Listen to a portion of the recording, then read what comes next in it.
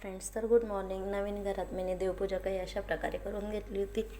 मस्त असं प्रसन्न वाटत होतं सकाळी देवपूजा झाल्यावर. देवपूजा झाल्यानंतर मी बाहेर कपडे ते धुवून टाकून दिले. त्यानंतर भांडे धुवून सकाळ सकाळी ना हॉलमध्ये मस्त असं आहे ना छान अशा प्रकारे ऊन येतं आणि समोरचं वातावरण काय अशा प्रकारे आहे आमच्या घरासमोर. मस्त हिरवं हिरवंगार. मिस्टर ते गेले कामावर. कपडे ते धुवून झाल्यानंतर आहे ना मिस्टर सांगून गेले की भेंडीची भाजी पोळ्या करून ठेवतं. मी आता इथे भेंड्या धुवून घेतले. आता मी भेंड्या चिरून घेत भाजीसाठी.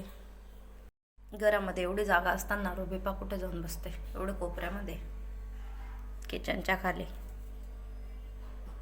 आता एकीकडे मी कणिक भिजून ठेवली आहे आणि भेंडी बी चिरली गेली. आता मी ना इकडे भेंडीची भाजी बनवून घेते. माझी भेंडीची भाजी आणि पोळ्या रेडी झालेल्या आहे. आणि ना आता मी ना इथे देवाला नैवेद्य बी देऊन घेतला आहे. मिस्टर बी आले. मिस्टरांसाठी ताट वाढून घेते. इथे मिस्टरांना मी जेवायला देऊन दिलेलं आहे.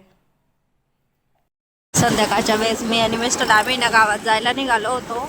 थोडं काही वस्तू रिपेअर करायच्या होत्या. पण ना पावसात रिमझिम चालू आहे. पहिले जोरदार पडून गेलं आहे. असा दुपारी चांगल्या प्रकारे पाऊस झाल्यामुळे आमच्या इथे पाझरा नदीला मस्त अशा प्रकारे पाणी आलेलं आहे. कितीतरी दिवसांनी आमचे पाझरा नदी अशी खळखळताना दिसते. मध्येच घाण राहते.